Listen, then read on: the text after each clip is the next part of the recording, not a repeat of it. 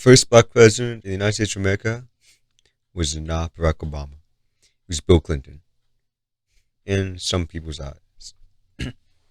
I'm trying to talk about how, first of all, it's a very not only problematic but just downright stupid claim, as well as if he did not help the black community at all. He did not help black people much.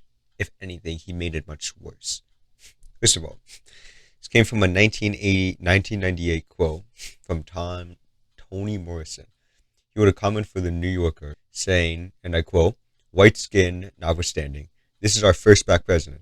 Blacker than any actual black person who could ever be elected in our children's lifetime." End quote. This idea played on lots of the stereotypes of black people because he was raised by his mother. He was raised in a very poor environment. He played the saxophone. He hung around with a lot of black people. It was these very stupid surface level things. Even not as surface level, like the economic status, the upbringings. But this idea,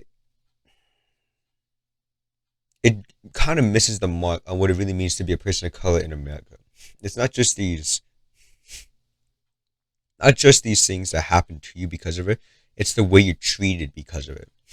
Now, he also makes an argument for that, and where he was seen as guilty before proven innocent in the Monica Lewinsky case. However, I would also argue that in most, at least lots of high-profile cases, most people are presented as innocent. Most people are shown as guilty before innocent in high-profile cases. That oftentimes you have to prove the innocence first, and even then, it can be contentious.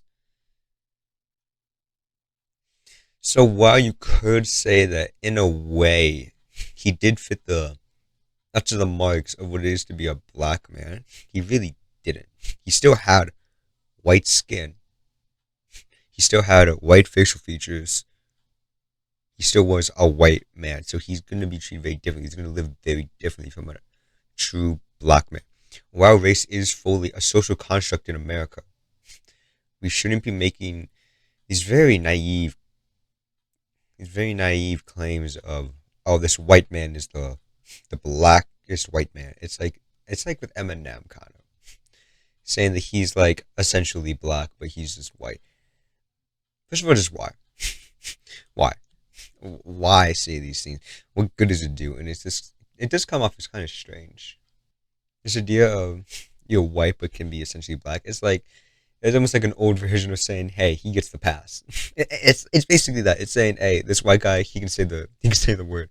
It's essentially what I say it is. And minus these kind of surface level things, the actual things he implemented, they were very bad for the black community and brown. They were bad for minorities. I'm talking about 3 strikes you're out, mandatory minimums, and truth in sentencing. First of all, 3 strikes you're out. If you commit 3 violent offenses, you're just kind of out for good. You're out for 25 years, if not life, or 25 to life. If you commit these. Mandatory minimums is certain crimes will have a mandatory sentence that criminals must appease to, that the prosecutors or judges must give. And then truth in sentencing is essentially trying to build trust in the justice system that these criminals will serve out most of their time. They serve out 85% of their sentencing. Each of these were very, very, very bad for prisons. They were very bad for incarceration rates. They made it a lot worse. They made something very bad even worse. You can see it right here, a little graph. It's not all of it, because I don't think the previous ones are really relevant to this. It just shows when Clinton was president and some of the presidents before and after him. He upped it a lot. 3 strikes you're out was one of them, but one of the worst ones is mandatory minimums. Mandatory minimums is one of the reasons why the essentially plea bargain jury is what has become the way it is. Because the mandatory minimums are so harsh, criminals are forced, or people are forced to take these plea bargains, even if they didn't do anything, because if they get convicted, the mandatory minimum is so severe that it's just not worth it. They can say, like, hey, We can take this plea bargain and we'll give you 3 years. Or you can go to trial and we'll give you 30. You're essentially getting punished for going to trial. You're getting punished for trying to exercise your constitutional rights. Now the last one, truth in sentencing. Honestly, one of the worst ones. It makes it so the parole just doesn't work. Parole is basically where if they see a prisoner, they're doing well, they're a good prisoner, they can go, they can get out of prison, sort of, just be on parole. It gets rid of that. It almost completely negates that. It negates this sort of safeguard. And just keeps people locked up for even longer.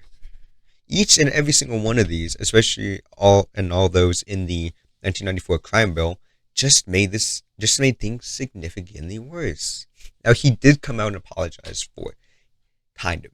He said that it was a mistake, but he also has kind of backtracked. He said that he did something wrong and said sorry, but he's also sort of backtracked. So you got to kind of roll back a few of his points.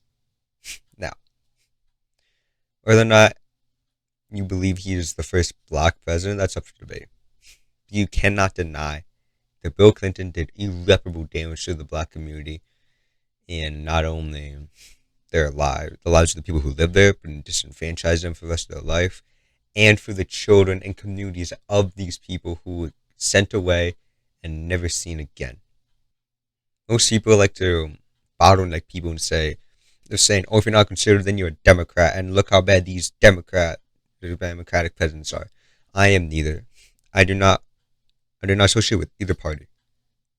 And even if I was, I could still say, even though Bill Clinton was a Democrat, he still did a lot of bad things.